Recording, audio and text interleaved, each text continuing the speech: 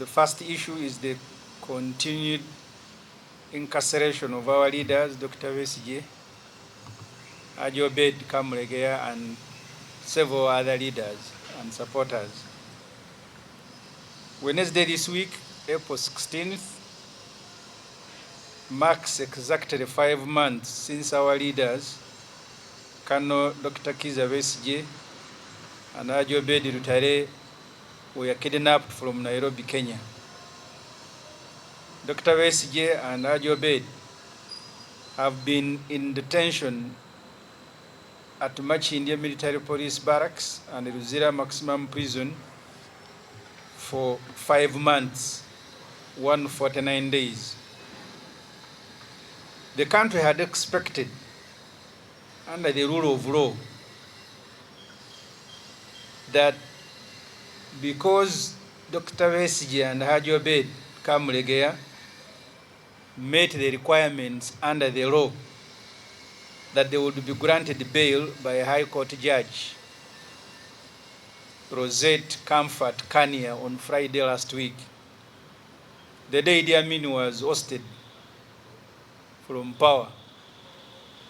But the judge ruled otherwise, even after herself saying, you have met all the requirements. This judge ruled that Dr. Besigye and Ajobed, as I said earlier, had fulfilled requirements for bail, but denied it because they are influential people to her who will interfere with investigations since they are going on all over the world. The country, and PFF in particular, rejects this ruling with the contempt it deserves.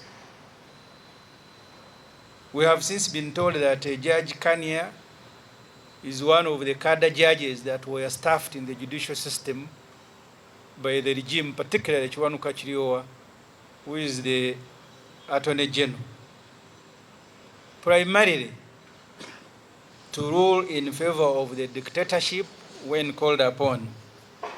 How on earth can a sane judge rule that although you have fulfilled all requirements for bail, I hereby deny? This judgment was written by the military court supervised by Muhoozi Kainerugaba and simply handed over to Kania to read, which she also feared. We were in court at 9. She could only send a registrar an hour and a half later.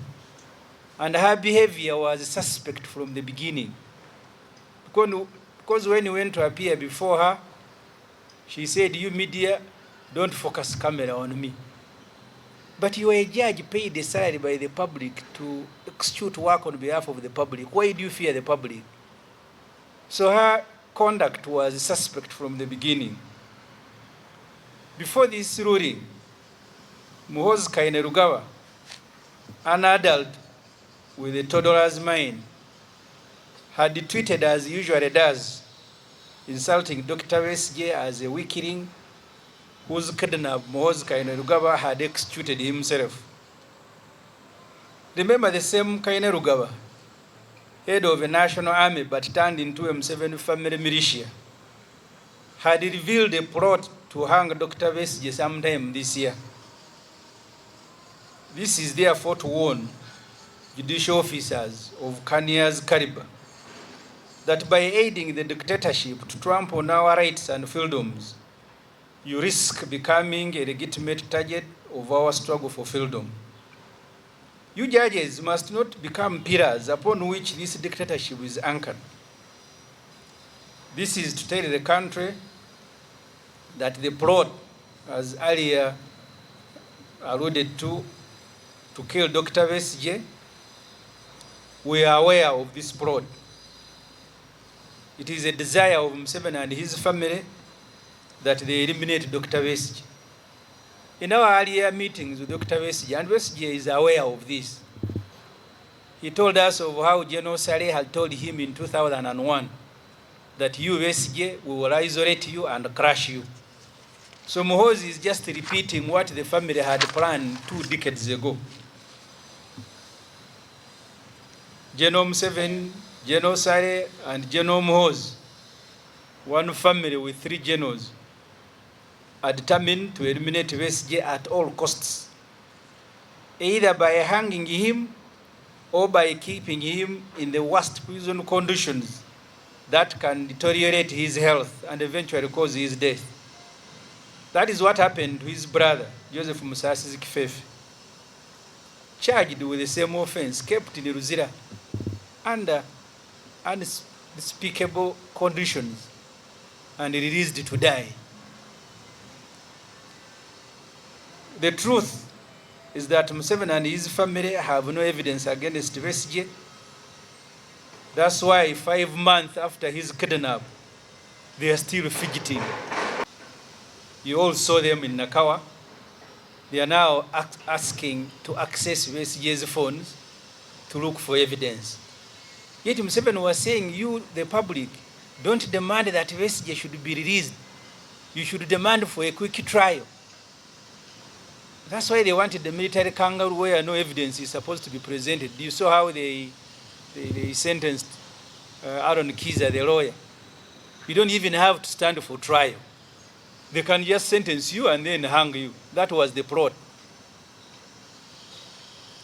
While we are, and the country is angry with the judiciary and the Kenyans of this world, the original sin, don't forget, of kidnapping Dr. Besigye was committed by Museveni with the help of Kenyan President William Ruto. These trumped-up treason charges against Dr. Besigye must be dropped.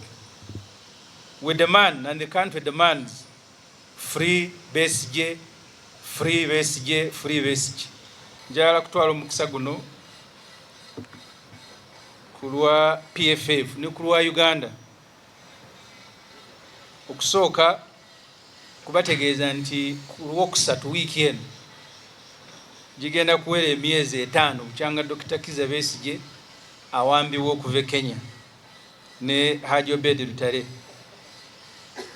Bawambibwa 16 omwezi gwe 11 ne basibibwa mu barracks y'amagye e Makindye, oluvannyuma ne basindikibwa e Luzira. Eggwanga lino lyabadde lisuubira mu nsi ekulembererwa ku mateeka Dr. Besigye ne Haji Obed mwe basinzidde ne basaba kkooti beeyimirirwe era ne batuukiriza buli kakwakuliza akali mu tteeka. Eggwanga lyadde lisuubira omulamuzi Kanye okubawa bail, kubanga bail si kirabo ekigabwa omulamuzi nti atambula nakyo mu nsawo ye n'asikayo n'awaako gw'ayagadde. Kigabwa tteeka, constitution. Ekyewuunyisa omulamuzi ono yagambye nti Dr. Besigye ne Haji Obed ebisaanyizo byonna nga bwe biri mu tteeka mu bituukiriza naye ŋŋaanyi, n'abasindika ne baddayo e Luzira. Eno judgment buli munnayuganda waali, kubanga olwaleero Dr. Besigye ne Haji Obed be basabye okweyimirira, enkya tomanyi ani agenda kweyimirira. Buli munnayuganda alina okugivumirira n'okugirwanyisa okulaba nga tugijjawo.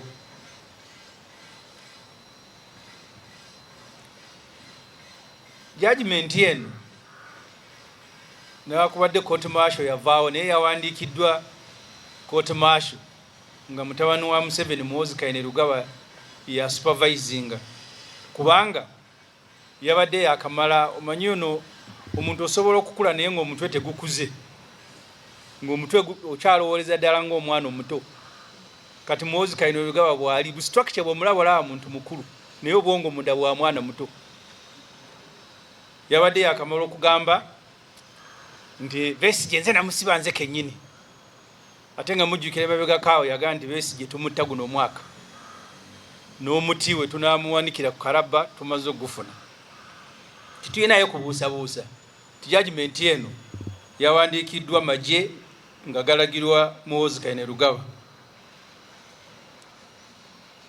Abalamuzi nga Kania n'abalala twagala okubalabula. Bwe munaafuuka nga mu empagi eziwaniridde obwannakyemalira ne butuula ku ddembe ly'abantu, tekibeewuunyisanga abantu kubanga oba oyagala okusuula ekintu mpagi z'oteekwa okutema. Temwewuunyanga abantu mwe bebazeeko okutema kisobozese nakyemalira okugwa bwe munaafuuka nga mwe empagi eziwaniridde obwa nakyemalira.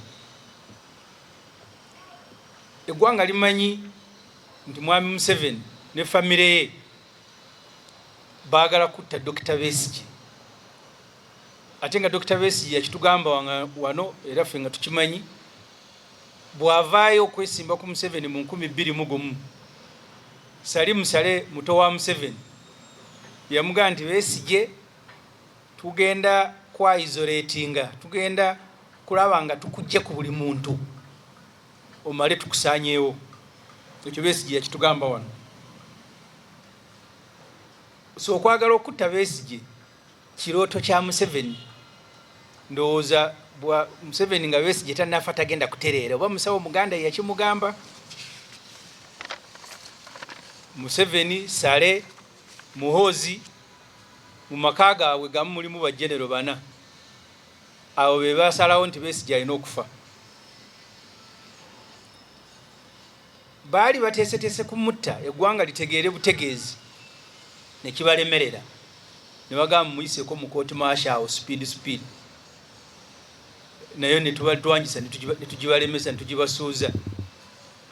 Kati bayolekedde amakubo 2 okumira Dr. Besigye mu mbeera ezisinga okubeera embi ez'ekkomera zisobole okusaanyawo obulamu bwe afe nga muganda we Joseph Musaasizi Kifeefe bwe yafa.